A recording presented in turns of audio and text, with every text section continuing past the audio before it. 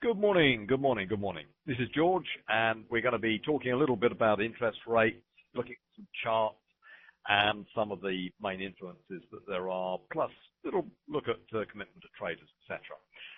Right, guys, if you could just confirm once again that you can hear me satisfactorily, that's great, Board. Thank you very much indeed. And hopefully you can see my chart at the moment, which is a naked chart, absolutely no indicators on there at all of the euro. Brilliant, brilliant. Right, okay, let's get started. Good to see you, Boyke, and a good many other names that I recognize there. Talent, Pat, Alex, Mike, Pips, Hans, good to see you, Hans, and of course many more. Right, okay, fine. Well, let's just get started for a moment. We're Tuesday. We are Tuesday the 4th of September, and the significance of Tuesday the 4th of September is it's the day after the 3rd of September, Monday, which is Labor Day in the States. Now, yesterday afternoon, things were a little bit quiet, so I actually took the afternoon off and had a very pleasant afternoon away from the markets. But traditionally, after Labor Day, it's when things do really hot up. People are coming back to their desks. They've been away all summer. Morgan, good morning to you. Good morning. And they want to get stuck in, do some trading. Of course, there will be all sorts of things to catch up with from August, but traditionally, the stock market doesn't have a particularly brilliant September. In fact, statistically, it's one of the poorest performing months. But what about currencies? Now, currencies, we're in this rather strange world at the moment. We're in this world of government manipulation, following the whole 9 yards of 2007, 2008, so on, banking collapses and various bubbles which have been pricked, certainly in terms of the housing market, and of course those infamous CDSs and so on that seem to have caused so many problems for the markets across the world. Now, we've clearly got the euro crisis, which is exercising pretty well everybody at the moment, and this chart is really just showing how a degree of optimism has crept in on this euro over the summer period, over August. And right now, then, where are we? Well, we're stuck at a round number, 126.00. We've attempted a little bit of a breakout this morning, and we had that breakout on Friday, but it hasn't really followed through just yet. So there's a whole raft of news out there that is going to be sort of hitting us, I guess, over the next week's critical days. For the diary is Thursday the 6th, when we're going to get ECB announcements, possibly, on what they're going to be doing about further purchases within the current rules of the sort of various bonds which appear to be in trouble in Spain, etc., and Portugal. And then on the 12th, we've got what is potentially a big one, where the German High Court is going to be telling us if indeed they are going to back the plan to allow expansion of the ECB, which effectively means that Germany will be backstopping the bonds of Europe. So we've got stacks of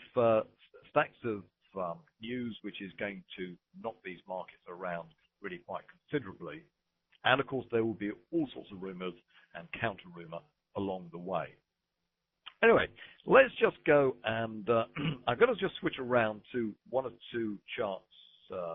So what I'm going to need to do is just to play around a little bit with the visuals here for a moment. See if we can just get this over into the right place.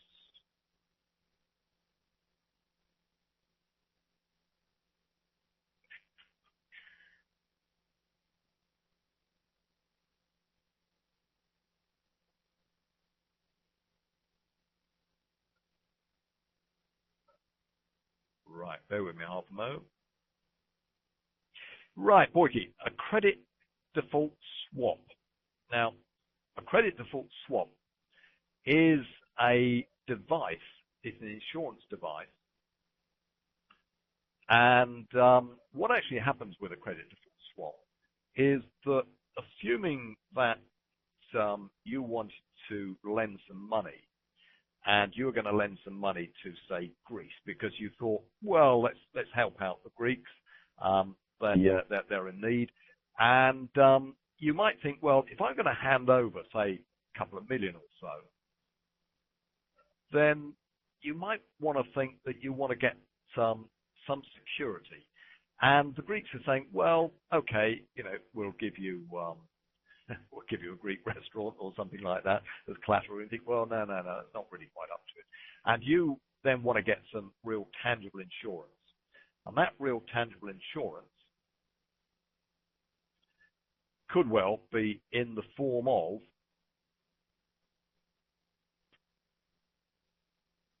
an actual insurance policy that you actually buy. And you can buy that insurance policy just like any other insurance policy. And let me just see, bear with me half a mo, with any luck, a second. Right, you should now be able to see a list of sovereign credit default swaps. It's the CNBC page. Now, hopefully you can see that all right. Okay, yeah. And what it's actually quoting down here, we've got a whole load of quotes, a whole load of numbers, and these numbers vary enormously. Now, if we were to look at, let's pick one which is sort of reasonably, well, let's just go for Germany at the moment, because Germany has got a relatively solid, strong economy, one would have thought, and the current quote for a CDS is 62.41. Now, what that actually means is that for a notional 10 million of debt, then it's going to cost 62,000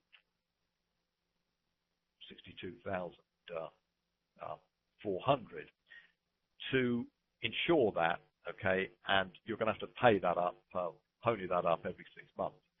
So that's essentially how it works. It's a premium, and if for whatever reason Germany decided that it's going to default and not actually pay that money back, then the person to whom you are paying the premium will actually pony up the 10 million, and all is hunky-dory, no problem at all. Now, what is actually, if you look at the next one down, you'll notice that that's a somewhat higher figure. And what have we got there? Well, we've got a figure which is substantially higher. It's a massive figure. So that little example I gave you, Boyke, for Greece is that, rather unfortunately, it's going to cost an awful lot to insure that 10 million. Now, you can actually look down this list and you can start to see, well, which countries does the market think are the lowest credit risks? And the first one that sort of hits me there is Finland at 47. And you can look down this list and you look, oh, Sweden, that's pretty good. That's pretty good. And Switzerland, yeah, not bad, at around about 50. And look at this one right at the bottom there. We've got United States, and the United States have got one of the best numbers of the lot. It's 39. And absolutely. Now, one of the big problems with these CDSs is that, right, number one, they're not transparent in that they are not all sold on a recognized exchange, which has all the sort of checks and balances and guarantees sort of put in place that the counterparty risk is sound. If we do a futures contract and, if I buy one, then I don't really know who it is I'm personally buying it from. All I do know is that if I buy it through a recognized exchange, that exchange will actually honor the other side of it. And if there is a problem with the other side, the exchange will actually sort that problem out. Up to limits. Occasionally they will come up with that statement, force majeure, if there is a big problem. But with credit default swaps, then there is no recognized exchange, and I would do a trade. Well, I would, if I were of a recognized fund or a bank, I would then do a trade with another sort of recognized fund or bank, and what I would do is to just do my trade off exchange, okay, off-ex type trade with that other institution.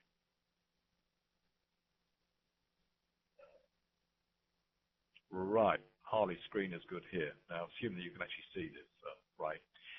But why would you actually want to buy the Greek bonds anyway? Absolutely, Tallinn. Yeah, probability is to default is high, and insurance is very expensive. Exactly. Now, what got a lot of the banks into trouble is the fact that, and this is really what I think Morgan was alluding to, was that with a normal insurance, you have to have, like a house insurance, car insurance, boat insurance, or whatever. You've got to have an insurable interest, okay? And that insurable interest is something that, I've got to own it. I've actually got to own it. What I can't do, I can't take out insurance on somebody else's house, which is the example that Morgan put.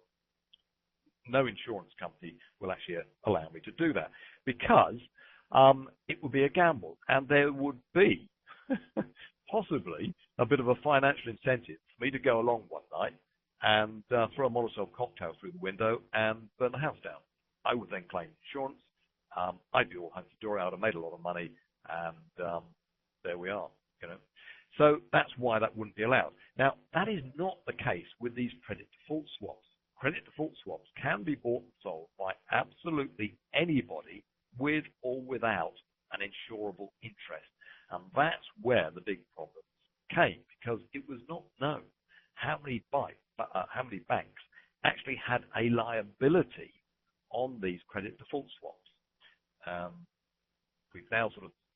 We now know that an awful lot of these have come out of the woodwork, and a lot of banks have fessed up and come clean with what their liabilities are, but there's still concerns that there could well be quite enough of these liabilities out there. So that's why the likes of Warren Buffett and so on were saying that these are really just they're like a hand grenade with the pin pulled out waiting to go off.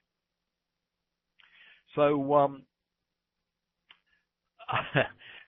right, now, in terms of the ECB, they're actually not bothering to buy them. Yeah, exactly. The CDS is just another instrument to destroy the world economy. That's one way of looking at it, and it's probably not a bad way of looking at it, because that's exactly what did sort of happen. That was one of the fallout effects of what was going on with subprime. Now, when we're looking at these, then it does give us a snapshot. And we've got two things we can look at. Well, three things we're going to look at today. Number one, then, are these credit default swaps. And where you're sort of looking at a currency that you might be wanting to buy, then a quick glance at these just might be wise to be aware of what these numbers actually are. And they fluctuate on a daily basis with all sorts of things. Now, Germany's numbers actually went up when S&P, Standard & Poor's, put their economy on watch. They decided that the AAA rating was under threat, and as soon as they decided to put that on watch, then of course these rates actually went up. And what is really quite interesting, just look at that, Finland, which is widely seen as possibly one of the soundest economies within Europe, and the market is actually pricing it as even more sound than Switzerland at the moment, then there we are. You've got Finland, which is quoted at a very, very low rate. Small economy, of course, very, very small economy, and of course the likes of Sweden there, which are pretty good. But of course, then you get these higher rates, as we've clearly looked at Greece, but Ireland, which got a few problems, Italy, which has been well and truly in the news, and then let's look at Spain, which again has over the run up to the summer period, they were getting into hot water talking about bailouts and on, which of course will eventually have to happen. And I guess that after Thursday, they will find that it will be somewhat easier to grab bailout money to actually keep them going. So that's one of the first things that we can look at. We can look at these credit default swaps. Now, the other thing that we can actually just take a look at are bond yields as well, because we can relate one to the other. And if we just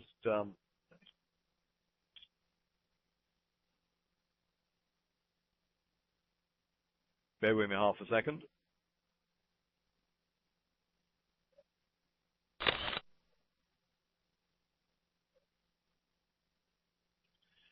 Then what I've got here is a whole list, a table there of the various bond rates that there are. And it's worth just, say, clicking on one of these. We can actually pick up the bond rates. You get this information from all sorts of different sources.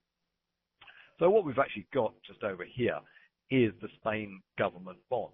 Now, when Spain was at the height of the question mark over it, we can see there that there was a spike above 7%. Now, that 7 to 8% level is the level which is widely seen as a critical level. Once borrowing costs go above those levels, 7, 7.5%, 8%, then the whole house of cards, it becomes unsustainable in that the economy, particularly if it's a contracting economy or a stagnating economy, is not making enough money overall with its GDP and top slicing to pay the interest rate in order to cover the interest rate that's borrowing. So that's why we've got that sort of critical level. As we can see, it's actually come back from the brink just there. So what you can do is you can sort of look at various other ones. And what we'll actually see is that more or less throughout all of these, we will find that the interest rate, the current interest rate, is incredibly low.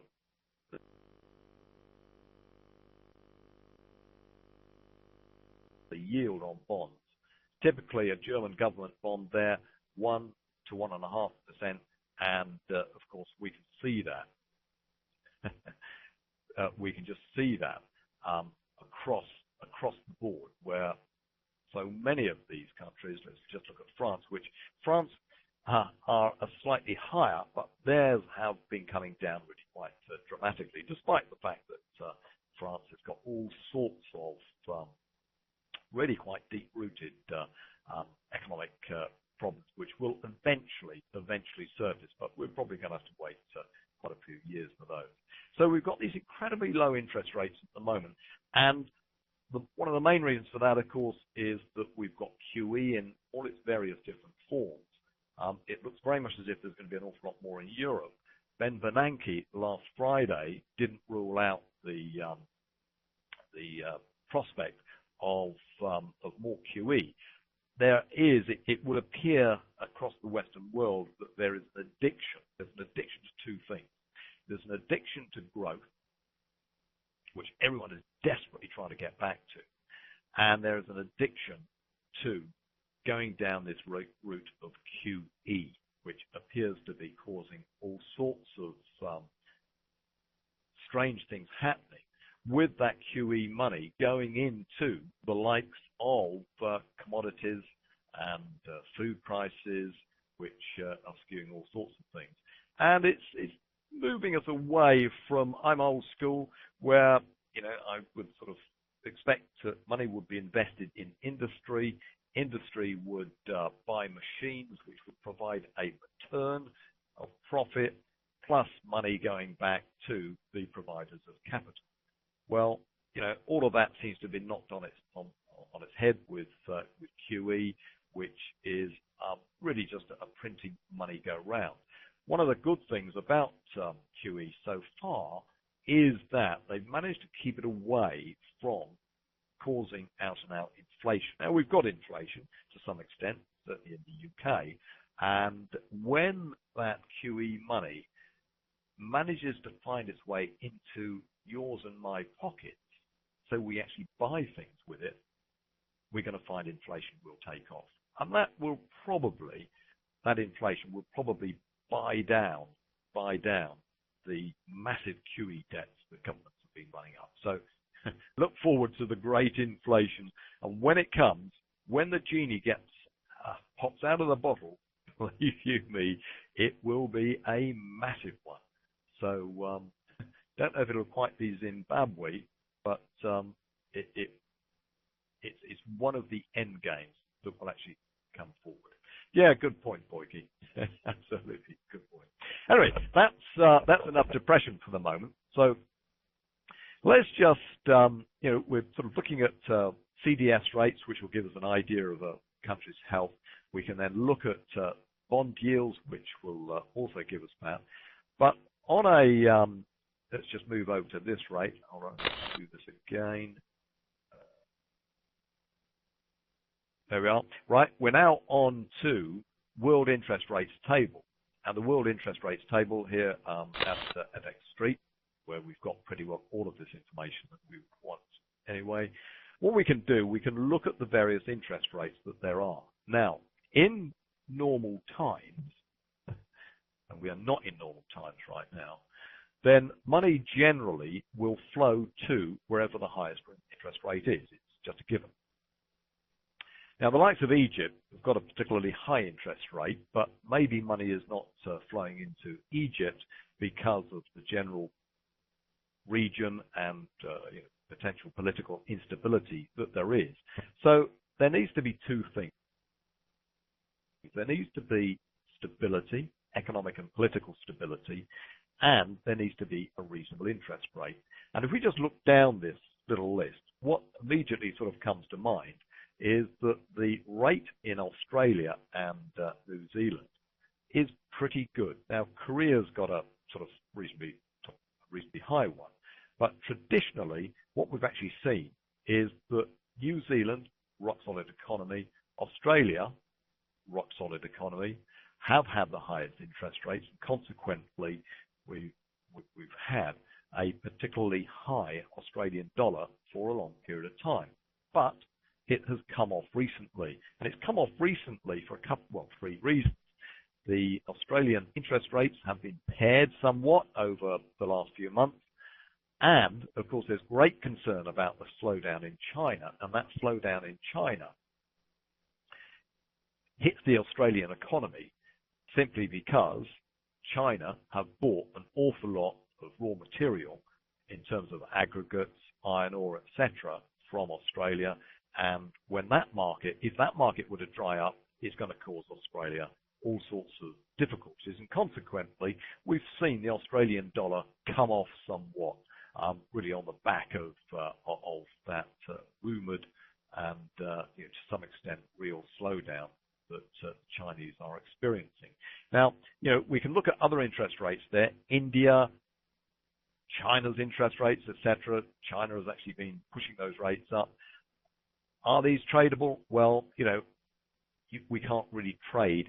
Well, we can trade the Indian rupee, but we find that it's not a particularly super liquid market. Can't sensibly trade the Chinese yuan.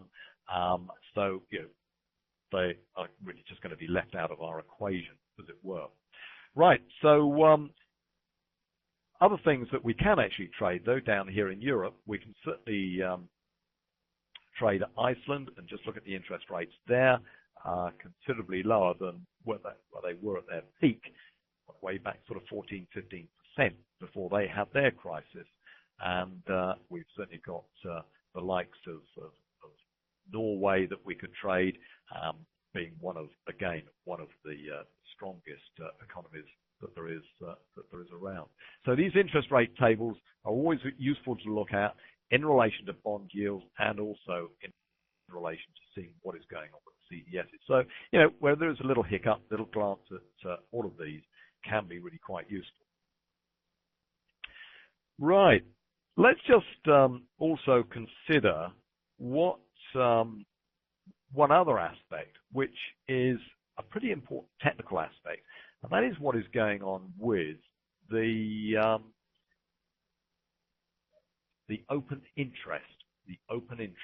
So, right, let's just go and switch over now to some charts.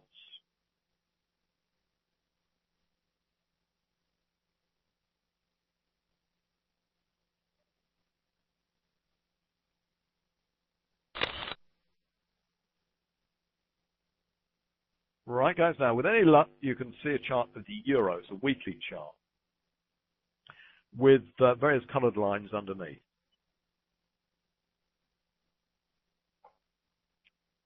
Okay, yeah, hopefully that's displaying correctly.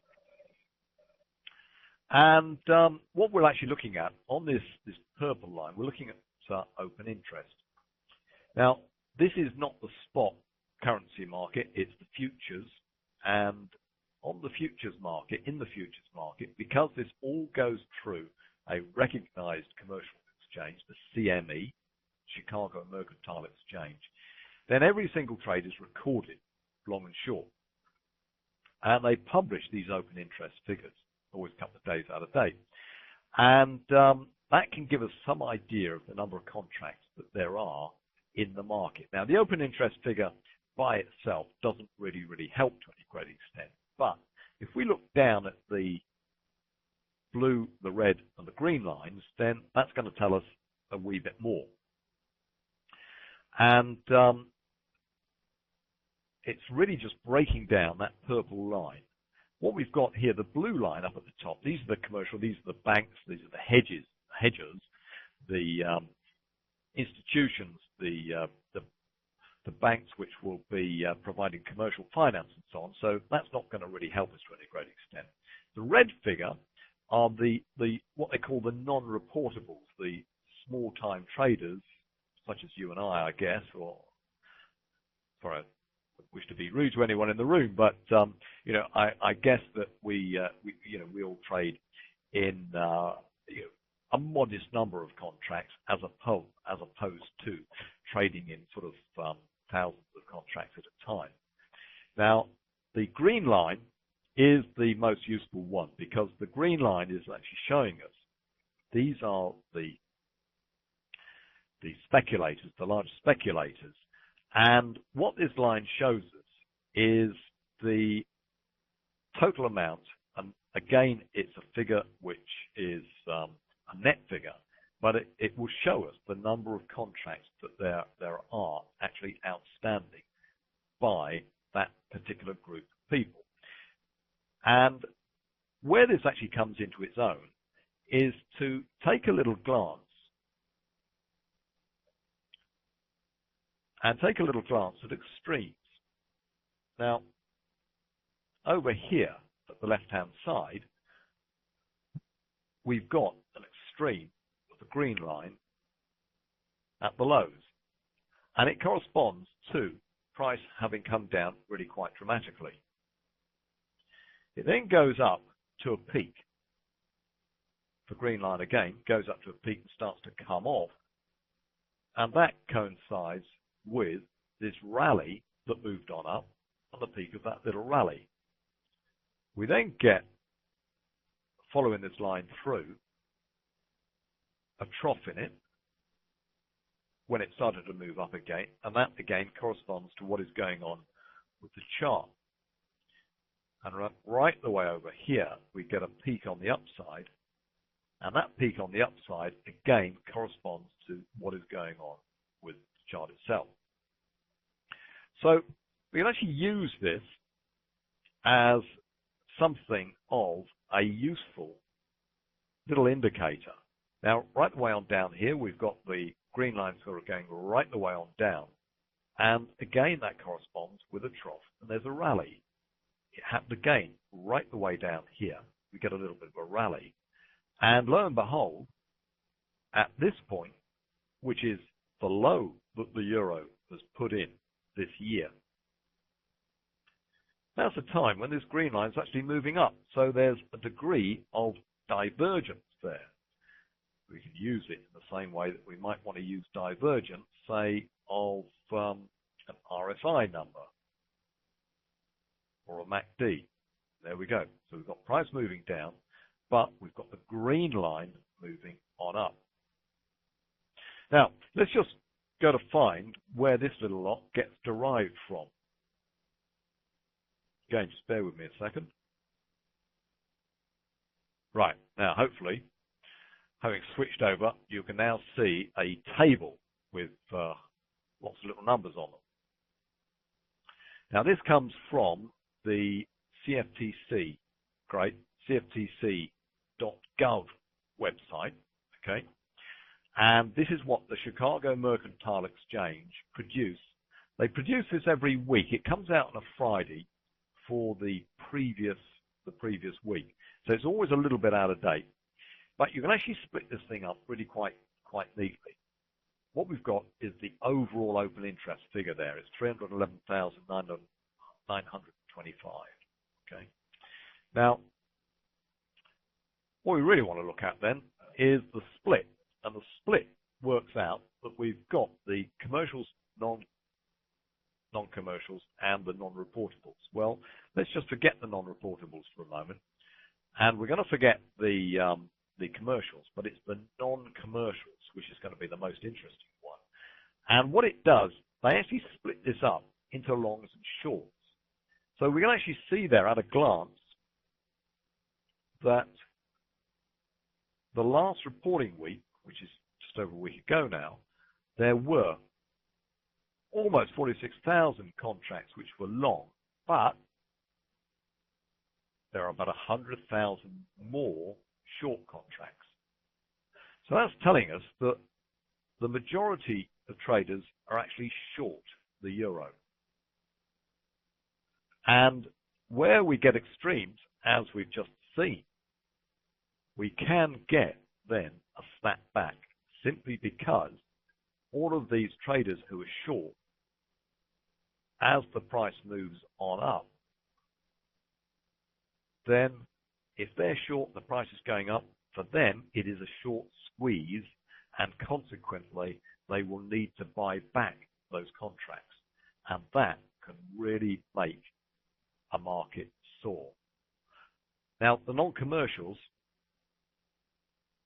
these are the speculators, okay? So these are the large speculators. They're the people who have to report, and they're the people who are really getting stuck into this market. So we can actually look at that number and look on it as being the pros in the market, which way they are currently positioned. Now, you read this in a sort of a contra-think type way, because the majority are usually wrong. In that, where you end up with a very, very large short position as opposed to a long position, you then start to think, well, how many more people are there to actually go short? And you reach to the conclusion that maybe there aren't that many more people to actually go short, because they've all gone short already. So either the market somehow or another, miraculously, is going to go on down because there are no buyers, but those short positions have got to get unwound, and they've got to get unwound at some point. And the only way you unwind a short position is that you buy it back. So that goes to then fuel a rise in the market. So the way to read this is that the greater that number of short positions, the more likely it is that the market could well move the other way. And that's exactly what it does do. It's a way of looking at what the market sentiment could become. So you look on it that there are a lot of people short, but because there are so many people short, then there are a reduced number of people left to go short. So consequently, the move on down is not going to be quite so great. Right, a spread is a hedge, and it's as simple as that. They're just hedges. That's where, for whatever reason, somebody's sort of bought and sold at the same time. So a contrarian indicator is to look at it the opposite way to what might sort of immediately hit you in the eye. Now, at first glance, you might think, oh, right, well, the majority is short, so it's going down. Okay? That would be the immediate sort of response to that. But then when you think about it, you think, well, okay, maybe the majority have already got short, so let's look at it actually the opposite way round. That we want to look at that as a potential area where price might just want to rise because there are so many shorts there in the market. So that's one way then of looking at right now. And if we go back to the chart,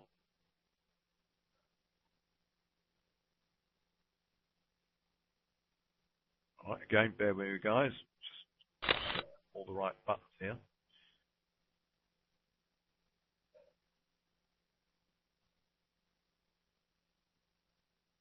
Then here we are at an extreme, at a low, and just maybe, if the market can decide that it's going to like what it hears coming out of Europe, then there are an awful lot of short positions that need to be unwound.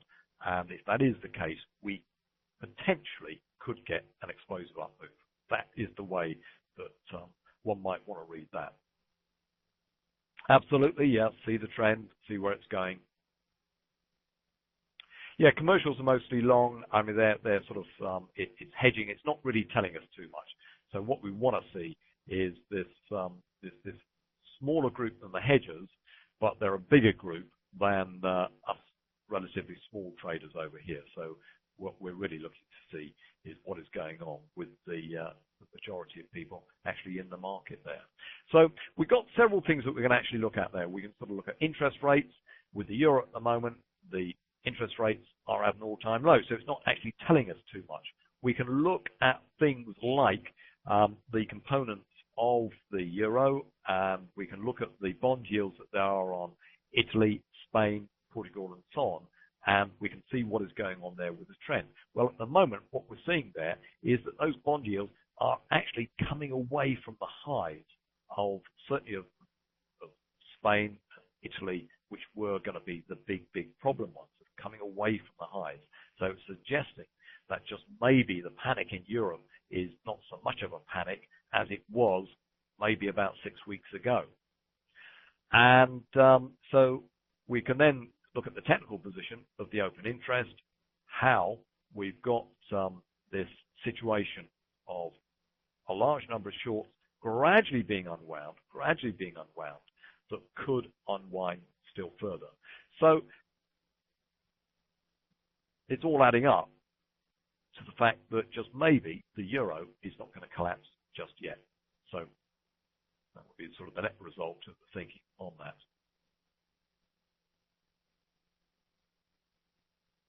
No, not necessarily all going to lose money. And right, I mean, as with everything, so on, this is, the market, we get all sorts of information. We're never, ever going to get the Holy Grail. And all we can ever do is to try and put the odds on our side. And, hopefully, we will, every now and again, we will keep ourselves out of trouble and actually get it right. Yeah, I mean, the AUD, on the other hand, yeah, mostly long. So how do you see the market reverse the situation then? Are you saying that all the people going long will lose money? Well, regrettably, then it is a fact that the majority of players in the market do get it wrong, and that applies to the professionals as well. And you don't just take my word for it. Do your research, and it's very useful, I think, to maybe pick up some of the material that's done by psychologists. Kahneman. Look up Kahneman, and what you'll actually find is that the majority of traders that they've worked with, professional traders, do actually lose money. It's a very small club of those who do manage to eke out, a reasonable living, or at least, let me say, it's a very small club, those who make substantial amounts of money in the market. Those who eke out a living in the market is a somewhat sort of larger group, but the largest group by far are those who actually do lose money in the market. It's a fact, and it's a given, regrettably. So there we are. Yeah, to some extent, it is the big trades eating the little fish, and sort of a dog-eat-dog business. Kahneman. Let me spell it. It's Kahneman, I believe. Kahneman. Begins with a K. Right. So a balanced currency like the GDP, is it safe to trade a more balanced currency? Well, they all have their moments. And if we were, bear with me half a mo, let's just switch over to, hopefully you can see this little set of charts here. We've got sort of 15-minute charts with sort of various Fibonacci indicators on it at the moment, where on an intraday basis, then we get the likes of pound against the dollar, the euro yen, etc., the Swiss, and the Australian dollar. To some extent, they will move together, and so it tends to be very much a dollar play. But in answer to that question, then I really only want to be trading a currency which is a very, very liquid currency. Absolutely right, Boyke. That was, I totally agree with you there. Totally agree with you. So what we've actually seen with the euro, let's just go back to the composite chart of the euro for a minute, where we're looking at the daily chart over here on the bottom left, and then we're looking at on the 240-minute chart over here. Let's just look at this in a little bit of detail for a moment, where we've seen the euro rise. Without a doubt, it's been rising then from the middle of the month, okay, well, from the beginning of the month, right the way on through, it's been rising. Right now, it seems to have reached a level at 126, where it had great promise of breaking through and maybe putting up another sort of couple of hundred pips, or maybe 400 pips above to go up to the magic number of 130. But while we're just waiting for all of this euro news to come out, the market is actually caving in. And if we look at this as being a 1, 2, 3 multi-point reversal, where we've got a high, comes down, rallies back up, tries to get back up into the trend that was forming there on Friday, then it's failed. We've now got the candle terms and Hallmey break, which is usually a pretty bearish sign with price wanting to find some support. So it tries to crawl back and work its way on down to see if it can actually find that support which it's desperately seeking. So when you get this great deal of optimism on a run on up, overall, looking at those weekly charts as we were, then overall there is still great potential for this to move up quite dramatically over a period of time. But short term, where we tend to get this little disappointment move that we actually have had this morning, then we could well see it move on down really quite sharply on the downside. But that's not to say that the overall picture is not still overall potentially positive. Right. Okay, guys. Well, that's taken a little wander through some of these influences that there are in the market at the moment. And so what I would say is take great care out there. Don't believe too much of what we're sort of picking up on sort of various news reports and so on, saying sort of how optimistic everything's going to be with more QE and so on. We have so many influences that are likely to be buffeting the euro around, certainly over the next few weeks or so, that what we really don't want to do, we don't want to get involved in something which is overly speculative, which is going long at highs, going short at lows, and so on, when we should be doing exactly the opposite. Right, okay, guys. Well, that's it for now, and I'll be back with you next month, beginning of next month, and we'll be looking at purely